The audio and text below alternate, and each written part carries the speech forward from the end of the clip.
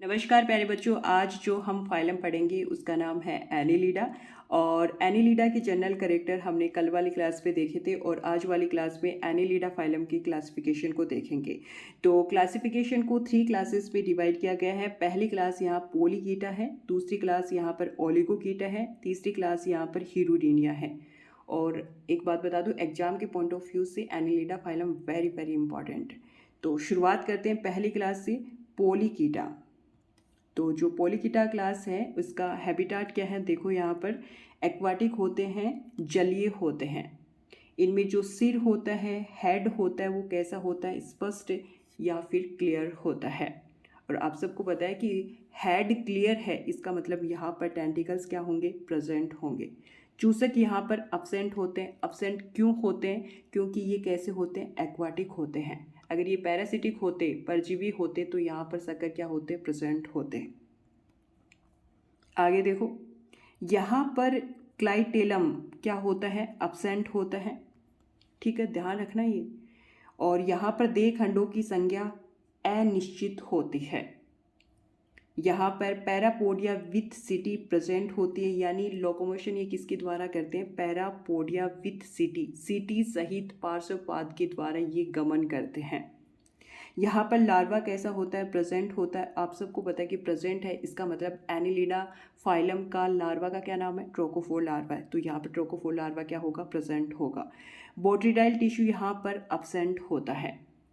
3 class से हैं, तो सिर्फ हीरोडीनिया क्लास में बोट्रिडाइल टिश्यू प्रेजेंट होगा, बाकी दोनों क्लास में क्या होता है, अब्सेंट होता है। तो ध्यान रखना, ये इंपॉर्टेंट फैक्ट है। आगे देखो, इसके कुछ एग्जाम्पल देखिए आप यहाँ पर। नेरीज, और नेरीज को क्या कहा जाता है, सैंडवॉर्म यानी रेत कर्मी कहा जाता है। दूसरा इसका जो एग्जाम्पल है वो एफ्रोडाइट, जिसको सी माउस कहा जाता है। तो ये पहली क्लास थी पोलीकीटा, और दूसरी क्लास है यहाँ पर ओलिगोकीटा। तो ओलिगोकीटा क्लास के हैबिटाट यहाँ पर देखिए आप, ये कैसे होते हैं, टेरेस्ट्रियल होते हैं, स्थलीय होते हैं। यहाँ पर जो सिर होता है इसका क्या होता है, अभाव होता है। आप सबको पता है कि सिर का अभाव होता है, इसका मतलब यहाँ पर टेंटिकल्स क्या होंगे, अब्सेंट होंगे। अगर क्लियर होता हेड तो टेंटिकल्स क्या होते, प्रेजेंट होते।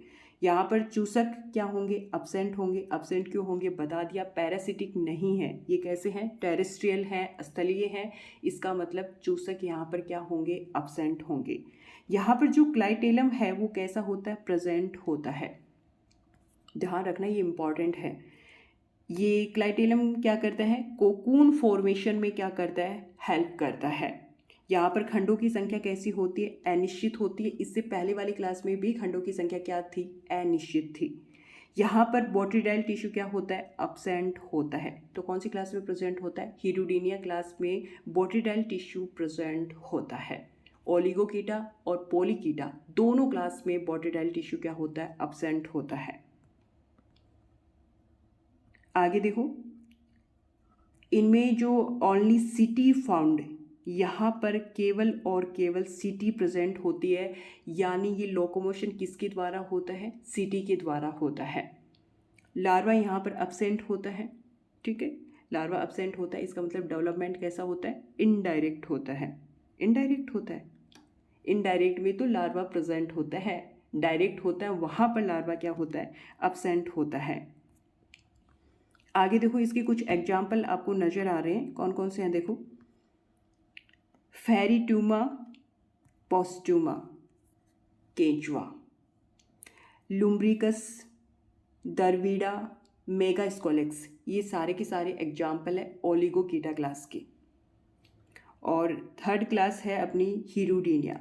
हीरोडीनिया का जो हैबिटाट होता है वो कैसा होता है, स्थलीय होता है, लवण जलीय होता है और पैरासिटिक होता है। यहाँ पर सिर कैसा होता है, अस्पष्ट होता है, क्लियर नहीं होता। इसका मतलब टेंटिकल्स क्या होंगे, अब्सेंट होंगे। सकर्स यहाँ पर प्रेजेंट होते हैं, क्यों होते हैं, क्योंकि ये कैसे होते हैं, पैरासिटिक होते हैं, परजीवी भी होते हैं। यहाँ पर क्लाइटेलम केवल जनन काल में क्या होता है, बनता है, यानी ब्रीडिंग सीजन में क्लाइटेलम बनता है। यहाँ पर खंडों की संख्या निश्चित होती है, 33 खंड होते हैं। बाकी दोनों क्लास में खंडों की संख्या निश्चित थी क्या, नहीं।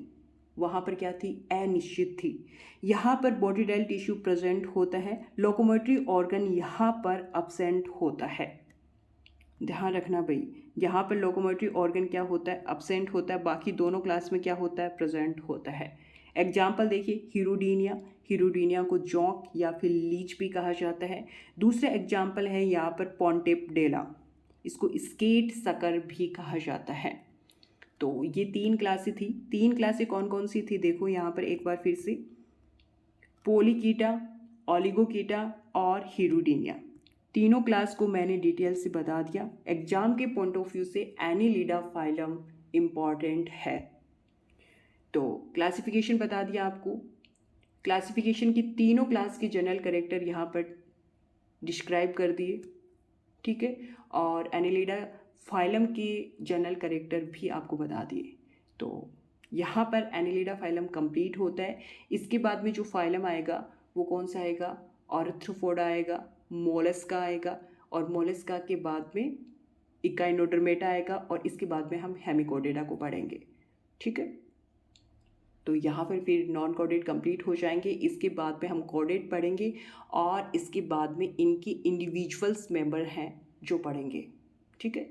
सबसे लास्ट में हम इनके इंडिविजुअल्स मेंबर्स पढ़ेंगे, क्योंकि एग्जाम के पॉइंट ऑफ व्यू से वो भी ज़्यादा इंपॉर्टेंट है। सिलेबस में बहुत अच्छी तरीके से उनको मेंशन कर रखा है, तो उनको तो पढ़ना ही पढ़ना है।